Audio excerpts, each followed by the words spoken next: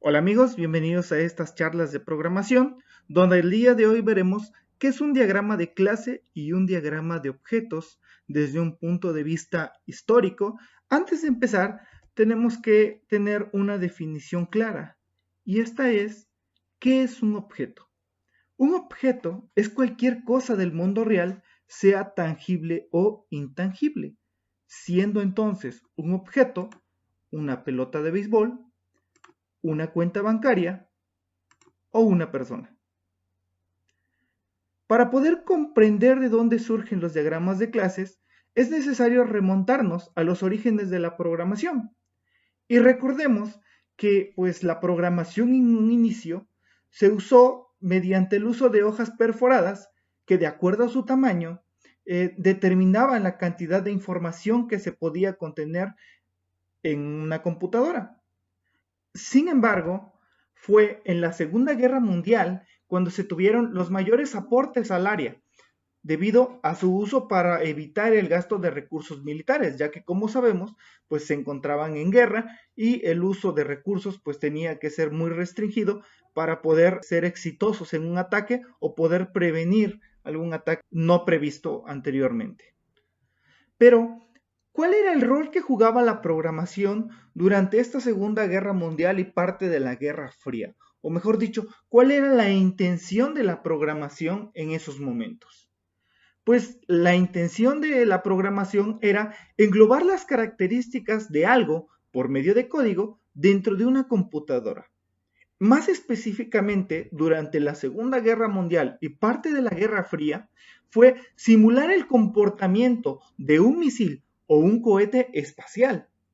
Esto pudiendo obtener las características con las que contara el cohete, en este caso el combustible, la forma, la trayectoria, las condiciones atmosféricas que tal vez se estaban presentando en ese momento, la distancia recorrida, así como los tiempos de llegada a sus destinos.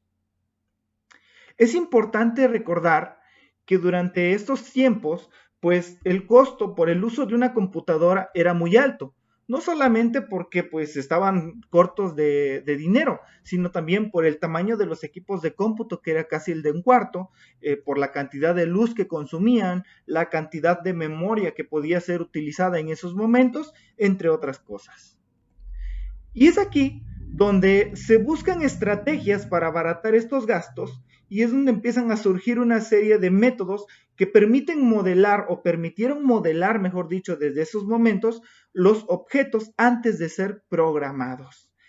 Es aquí donde entran en escena y evolucionan diferentes formas de representar las cosas utilizando diagramas. Aquí es donde empiezan a surgir lo que nosotros conocemos como diagramas de flujo, diagramas de procesos, en este caso BPMN, diagramas de clase, diagramas de componente, incluso podríamos hablar también del desarrollo de las épicas dentro de Scrum, entre algunos otros. Específicamente, para modelar objetos, surgieron dos diagramas muy conocidos y usados en la actualidad. El primero fue el diagrama de clase, el cual es una representación tipo molde de los objetos del mundo real en el que nos encontramos. El segundo diagrama se le llamó diagrama de objetos y este es una representación como si fuese una fotografía de un objeto instanciado en una clase en un momento determinado.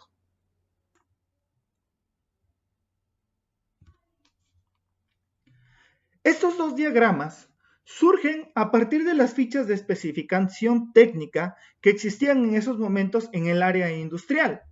En este caso, como podemos ver del lado izquierdo, pues es muy parecido a lo que nosotros hoy en día conocemos como una patente.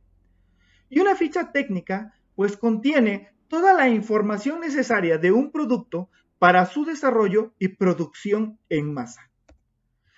Háblese de las dimensiones del producto, el material de elaboración, la funcionalidad, entre otros. Específicamente, el diagrama de clase busca obtener los atributos que tiene un objeto sin establecer valores específicos, solamente definiendo el tipo de dato mediante el cual será representado dentro de una computadora. Por otro lado, busca capturar las acciones específicas de un objeto sin que éste interactúe o dependa de otros para realizar esta acción. Veamos el siguiente ejemplo. Del lado derecho, en la parte inferior, tenemos un diagrama de clases que en este caso está simulando a un objeto genérico llamado triángulo, que contiene los atributos del dibujo que nosotros tenemos en la parte superior. Para esto, estás trayendo una base que será modelada dentro de la computadora mediante una variable de tipo entera, la altura que será modelada mediante una variable de tipo entero, el color que será modelado mediante una variable de tipo string. En la parte inferior podemos observar que se describe un método. Este método corresponde al cálculo del área del mismo triángulo teniendo como datos de entrada la base y la altura del triángulo que estamos modelando. El diagrama de objetos, por otro lado, representa a un objeto instanciado, o sea, creado en tiempo de ejecución, dentro de una clase, estableciendo valores a los atributos.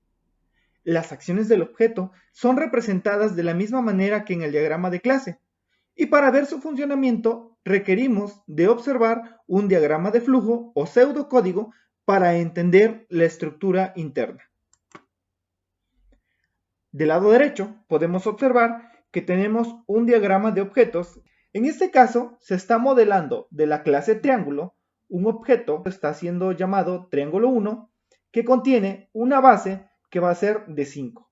Este 5 corresponde al tipo de dato entero declarado en la clase, una altura de 7, un color que sería verde y, como podemos observar, en la parte de abajo el método área, representado de la misma forma en la que la veíamos dentro del diagrama de objetos. Ahora surge una pregunta muy interesante y es, ¿cómo se verían las clases y los objetos en nuestro mundo? Pues bien, si nosotros quisiéramos observar cómo es un diagrama de clase y los objetos derivados de esta en algo que nosotros conocemos normalmente, pues lo ideal sería representarlo mediante un cortador de galletas. Este cortador de galletas representaría a la clase. Con este podríamos decir que una persona pues tiene dos manitas, dos piecitos, tiene cierta complexión, tiene dos ojitos, tiene un moñito, tiene un botoncito o botoncitos, etc. Y las galletas representarían a los objetos en sí. En este caso, este monito podría tener dos ojitos, una boquita, un moñito rojo, un botoncito amarillo, otro botoncito amarillo, el monito sería de color naranja, tiene dos manitas y dos piecitos. Y así iríamos representando al objeto persona 1, al objeto persona 2, al objeto persona 3. Y así sucesivamente. Veamos otro ejemplo sobre el uso de las clases y los objetos a nivel de programación. La clase, en este caso, está representando a un objeto genérico llamado persona. Está utilizando un nombre que será de tipo string, un apellido que será de tipo cadena, una edad que será de tipo entero y pues los métodos que contiene esta clase llamada persona, un método que se llamará hablar, pues no requiere de tener ningún dato de entrada, un método que se llamará caminar y un método que se llamará correr. Del lado derecho tendremos a un objeto derivado de la clase persona. Este objeto se le llama Juan y su nombre como tal será Juan. Su apellido será Pérez. La edad de esta persona será de 15 años. En la parte de abajo podemos observar que contiene los mismos métodos que la clase persona. En este momento, para poder visualizar nosotros cómo es el funcionamiento del método hablar o del método caminar o del método correr, necesitamos apoyarnos de un diagrama de flujo, de una estructura de pseudocódigo o de un algoritmo. Bueno, pues esto ha sido todo por el día de hoy. Les agradezco su asistencia y nos vemos en la próxima sesión. Hasta pronto.